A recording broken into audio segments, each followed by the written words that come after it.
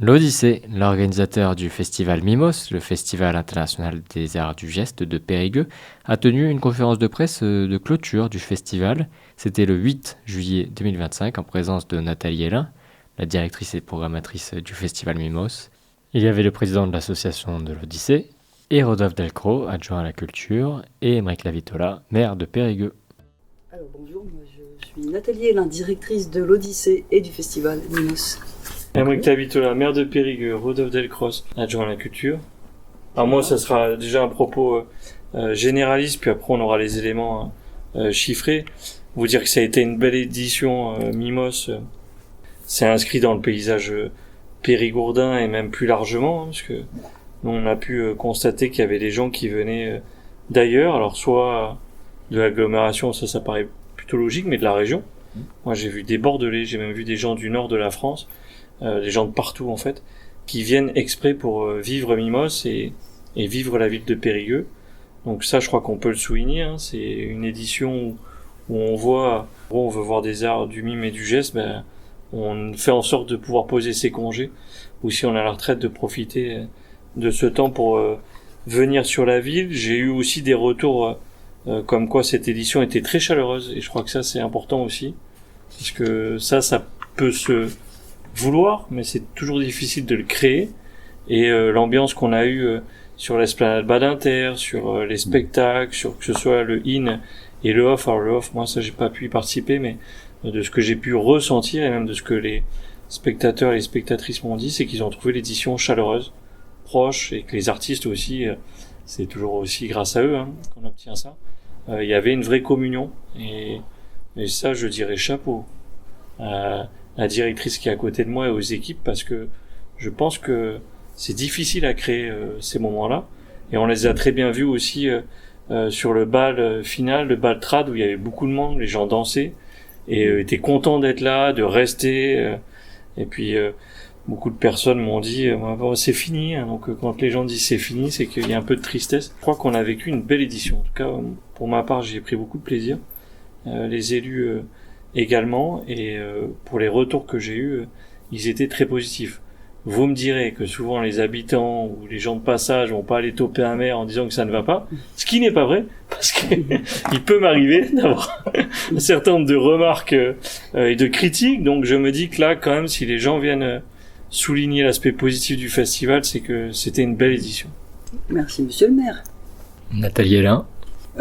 Effectivement, nous aussi on l'a mesuré avec les retours du point info. Quand il y a des choses qui vont pas, on le récolte, ces remarques au point info. Là, cette année, elles se sont ennuyées au point info, elles ont eu chaud sous la cabane un petit peu, mais quasi pas de retours négatifs, plutôt des choses vraiment pour remercier et saluer l'organisation, la qualité qui fait que la fête a été très belle, particulièrement détendue, réceptif.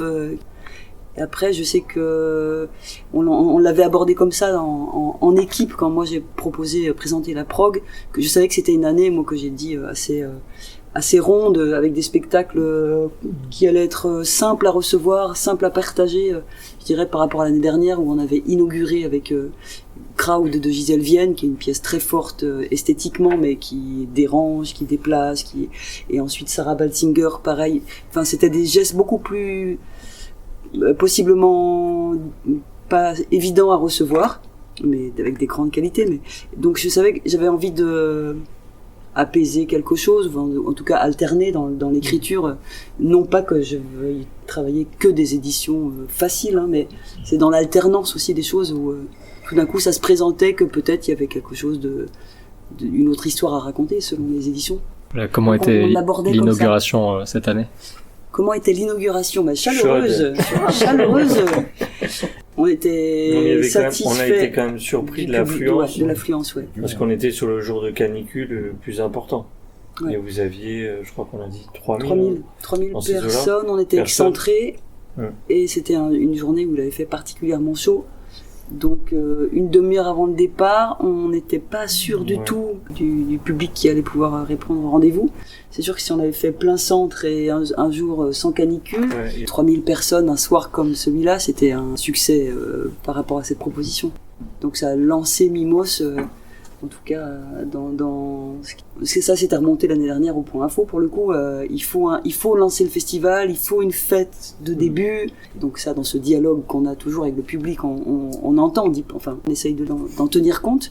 Donc cette année, c'était le cas avec ce spectacle. Et on inventera sûrement autre chose encore l'année prochaine. Est-ce que vous avez comptabilisé le nombre de personnes qui ont pu assister au global? Au global du spectacle d'ouverture? De tout le festival? Alors oui, bien sûr, j'ai les chiffres. On a comptabilisé 20 000 spectateurs, spectatrices sur le off. On compte par spectacle, donc c'est 210 spectatrices, spectateurs par spectacle. Donc on compte chaque spectacle. Donc on peut quand même imaginer que les gens reviennent, parce que c'est 101 représentations qui ont été données, aucune annulation. Et sur le IN, alors 81,20% de taux de remplissage. Jauge complète pour 11 représentations. Donc on compte près de 11 000 spectateurs sur l'ensemble des propositions du IN. On compte vraiment tout, du tour de chauffe, pyromane est inclus, les représentations de hot dog, vraiment l'ensemble des propositions du IN. L'ensemble des propositions du IN ont recueilli 11 000 spectateurs, le off 20 000 spectateurs, un peu plus de 20 000 spectateurs. Le off a pas bougé parce que l'année dernière on était à 23 000 pour le off, mais on avait une journée de plus. On sent qu'il y a un appétit, les gens sont au rendez-vous des propositions, ça c'est rassurant évidemment. Et puis les temps de rencontres et d'ateliers sont aussi bien fréquentés, quoi. Ça c'est les ans aussi, les rencontres du matin qui est assez bien fréquentées. Les trainings du matin offerts aussi. Il y a plein de types de rendez-vous que les festivaliers pratiquent aussi, quoi.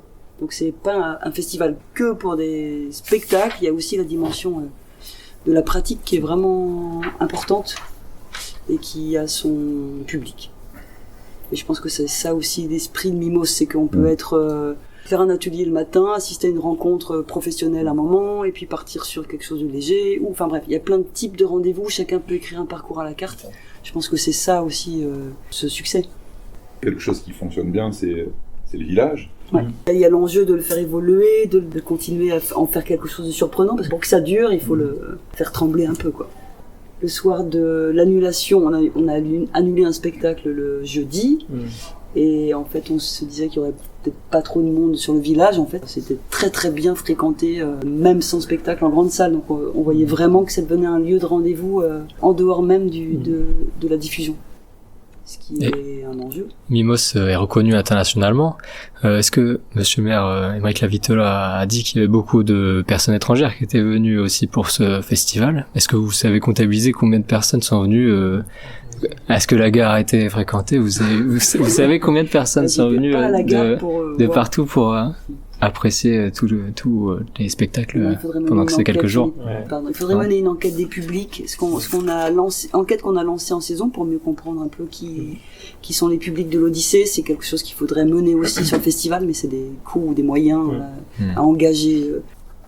Mais quoi qu'il en soit, moi depuis le début, je me dis, je valoriserai le fait que c'est un festival qui est pour les Périgourdins en premier lieu quand même. Que c'est comme ça que moi je le pense aussi, c'est que c'est un festival inscrit dans sa ville et qui accueille tous les curieux et tous les amateurs de la question, bien sûr. Ça va de soi, c'est dire que c'est un festival pour Périgueux, ça exclut pas du tout le fait d'être ouvert, mais en tout cas il y a ce souci d'habiter plusieurs points de la ville, de s'adresser à tous les quartiers, d'être là, d'un festival ancré dans sa ville. Ça me semble très important de défendre ces questions-là aujourd'hui, particulièrement avant, même si ça l'exclut pas, avant la question internationale.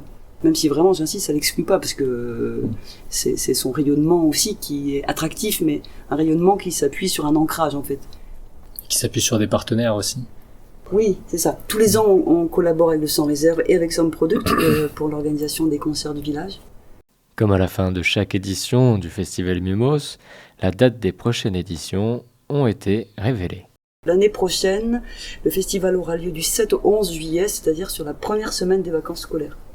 Tout le monde a entendu, et de manière trop répétée et insistante pour qu'on ferme les oreilles à cette question-là, de dire on a envie d'y aller sur un temps de vacances, d'emmener nos petits-enfants.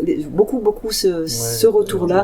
On veut emmener nos petits-enfants pendant qu'ils sont en vacances sur Mimos, et ça c'est quelque chose qui est très inscrit dans une pratique, et quand on sait, suite à cette enquête qui a été menée par l'Office du tourisme du coup, Le service ville d'art et d'histoire. le service ville d'art et d'histoire, où les Périgourdins témoignent de cet attachement par le fait qu'ils considèrent Mimos comme faisant partie de leur patrimoine.